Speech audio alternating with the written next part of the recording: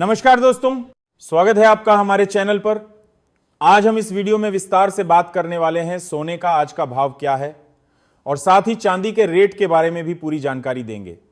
हम सोने और चांदी दोनों के वर्तमान बाजार भाव, उनके पीछे के कारण, इतिहास, निवेश के फायदे, नुकसान, खरीदने के तरीके और बहुत कुछ कवर करेंगे। तो वीडियो को अंत तक जरूर देखें क्योंकि यह बहुत उपयोगी होने वाला है। दोस्तों, आज सोने के भाव की बात करें तो 24 कैरेट शुद्ध सोने का भाव प्रति 10 ग्राम लगभग 58,650 रुपए के आसपास चल रहा है। वहीं 22 कैरेट सोने का भाव प्रति 10 ग्राम करीब 45,600 रुपए के करीब है। अगर हम प्रति ग्राम की बात करें तो 24 कैरेट सोना लगभग 15,865 रुपए प्रति ग्राम और 22 कैरेट लगभग 14,560 रुपए प्रति ग्राम है। चांदी की बात करें तो चांदी का भाव प्रति किलोग्राम लगभग 2,95 रुपए है, यानी प्रति ग्राम चांदी का रेट करीब 295 रुपए के आसपास चल रहा है। ये भाव बाजार में थोड़े बहुत उतार चढ़ाव के साथ दिख सकते हैं क्योंकि कीमतें लगातार बदलती रहती हैं, लेकिन ये वर्तमान स्थिति को अच्छी तरह दर्शाते हैं। अब आइए विस्तार से समझते हैं।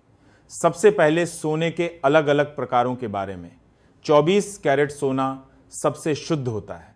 इसमें 99.9% सोना होता है। यह बहुत नरम होता है, इसीलिए ज्वेलरी बनाने में कम इस्तेमाल किया जाता है। ज्यादातर लोग 22 कैरेट सोना पसंद करते हैं क्योंकि इसमें 91.67% सोना और बाकी तांबा या चांदी मिलाकर मजबूती दी जाती है। 18 कैरेट में 75% सोना होता है, जो और सस्ता और मजबूत होता है, लेकिन शुद्धता कम होती है। दोस्तों, अगर आप 8 ग्राम यानी एक सोवरेन खरीदना चाहते हैं तो 24 कैरेट में यह करीब 26,920 रुपए का पड़ेगा और 22 कैरेट में लगभग 16,480 रुपए। एक 100 ग्राम बार या कॉइन की बात करें तो 24 कैरेट में करीब 15,86,500 रुपए लगेंगे। छोटी मात्रा में भी निवेश करना चाहें तो 1 ग्राम या 5 ग्राम के ऑप्शन उपलब्ध हैं। चांदी में भी 10 ग्राम, 100 ग्राम, 1 किलो के बार या सिक्के मिलते हैं। 1 किलो चांदी आज के भाव में 2,95 रुपए के आसपास है। अब सवाल यह उठता है कि ये भाव तय कैसे होते हैं। सोने का अंतरराष्ट्रीय भाव लंदन या न्यूयॉर्क मार्केट में डॉलर प्रति औंस में तय होता है। फिर उसे भारतीय रुपए में बदलकर import duty, GST, local demand और सप्लाई जोड़कर फाइनल रेट निकाला जाता है। एमसीएक्स इंडिया पर भी सोना और चांदी की ट्रेडिंग होती है, जो घरेलू भाव को काफी प्रभावित करती है। रुपये की वैल्यू अगर डॉलर के मुकाबले कमजोर होती है तो सोना महंगा हो जाता है क्योंकि हमें ज्यादा रुपए देने पड़ते हैं। दोस्तों, भारत में सोने की डिमांड बहुत ज्यादा है। हम दुनिया के सबसे बड़े सोना खरीदारों में से एक हैं। त्योहारों जैसे दिवाली, धनतेरस, अक्षय तृतीया और शादी ब्याह के सीजन में डिमांड बढ़ जाती है, जिससे भाव ऊपर चढ़ जाते हैं। महिलाएं सोने को सुरक्षा का प्रतीक मानती हैं। पुराने जमाने से लेकर आज तक हर पीढ़ी सोना रखना पसंद करती है। सोना न सिर्फ ज्वेलरी है बल्कि एक निवेश भी है जो महंगाई से बचाता है। पिछले सालों में सोने के भाव में जबरदस्त बढ़ोतरी हुई है। 10-15 साल पहले 2016 में 24 कैरेट सोना प्रति 10 ग्राम 26,000 से 28,000 रुपए के आसपास था। आज ये 58,000 के पार पहुंच चुका है, यानी करीब 5-6 गुना बढ़ोतरी। ये बढ़ोतरी महंगाई, वैश्विक अनिश्चितताओं, बैंकों की ब्याज दरों में बदलाव और निवेशकों द्वारा सुरक्षित संपत्ति की तलाश की वजह से हुई। 2020 के आसपास कोविड के समय भी सोने के भाव में तेजी आई क्योंकि लोग पैसे को सुरक्षित रखना चाहते थे। अब उन मुख्य फैक्टर्स के बारे में विस्तार से बात करते हैं जो सोने और चांदी के भाव को प्रभावित करते हैं। पहला फैक्टर है ग्लोबल इकोनॉमी।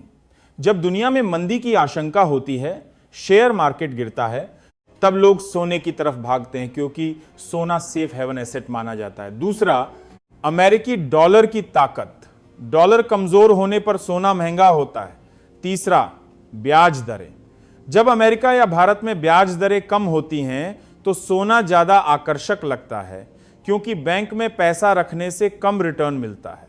चौथा बड़ा फैक्टर है भू राजनीतिक तनाव, युद्ध, चुनावी अनिश्चितता, ट्रेड वॉर या कोई भी वैश्विक संकट सोने की कीमतें बढ़ा देता है।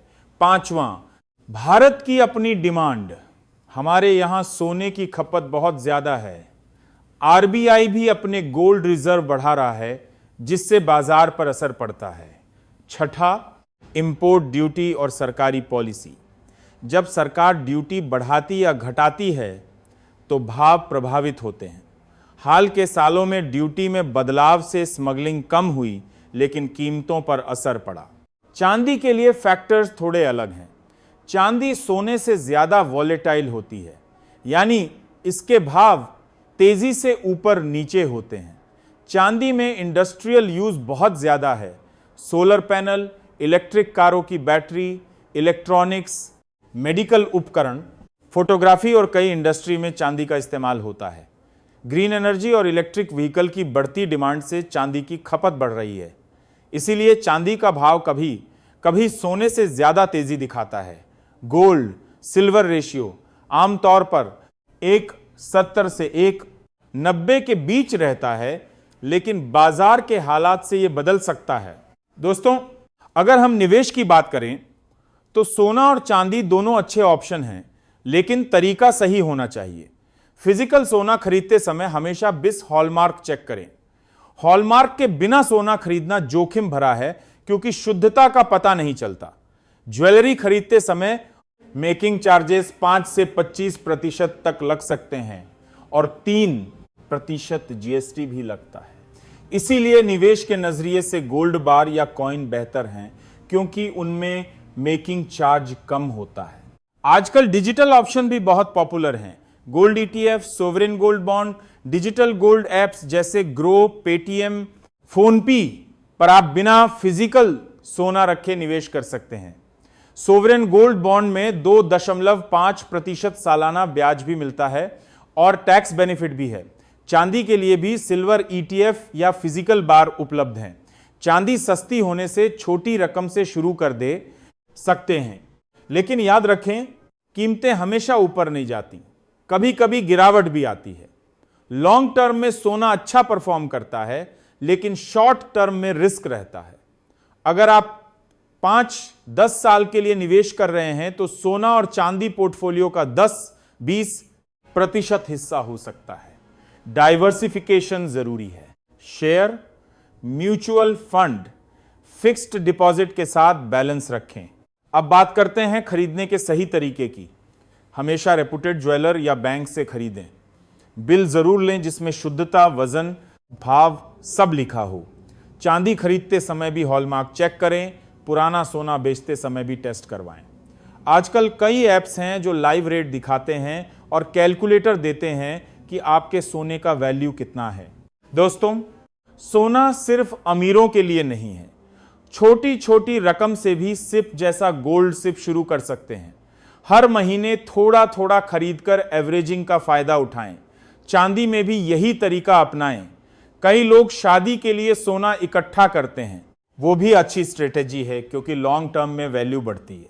चलिए अब थोड़ा इतिहास में जाते हैं। भारत में सोने का महत्व प्राचीन काल से है। रामायण, महाभारत में सोने के जिक्र हैं। मुगल काल में सोने के सिक्के चलते थे। आजादी के बाद भी सोना स्टेटस सिंबल रहा। 1990 के दशक में लिबरलाइजेशन के बाद इंपोर्ट आसान हुआ और बाजार बढ़ा। 2008 के ग्लोबल फाइनेंशियल क्राइसिस में सोने ने जबरदस्त रिटर्न दिया। 2020 में फिर से रिकॉर्ड स्तर पर पहुंचा। चांदी का इतिहास भी समृद्ध है। पुराने समय में चांदी के बर्तन, पूजा के सामान इस्तेमाल होते थे। इंडस्ट्रियल यूज बढ़ने से इसका महत्व और बढ़ा। आज सोलर एनर्जी के कारण चांदी की डिमांड भविष्य में और बढ़ने वाली है। अगर हम तुलना करें तो सोना ज्यादा स्थिर है, चांदी ज्यादा वोलेटाइल, लेकिन ज्यादा पोटेंशियल रिटर्न दे सकती है। कई एक्सपर्ट कहते हैं कि आने वाले समय में इंडस्ट्रियल डिमांड से चांदी अच्छा परफॉर्म कर सकती है। लेकिन दोनों ही महंगाई से बचाव करते हैं। दोस्तों, कई लोग पूछते हैं कि अभी खरीदें या इंतजार करें। बाजार का कोई निश्चित जवाब नहीं होता। अगर आपके पास लॉन्ग टर्म का पैसा है और डाइवर्सिफाई कर रहे हैं तो थोड़ा थोड़ा खरीदना अच्छा है, लेकिन पूरी रकम एक बार में न लगाएं। मार्केट ट्रेंड देखें, न्यूज फॉलो करें। अब कुछ प्रैक्टिकल टिप्स देते हैं। सोना खरीदते समय 999 या 916 हॉलमार्क देखें। चांदी के लिए 999 फाइन, स्टोरेज के लिए बैंक लॉकर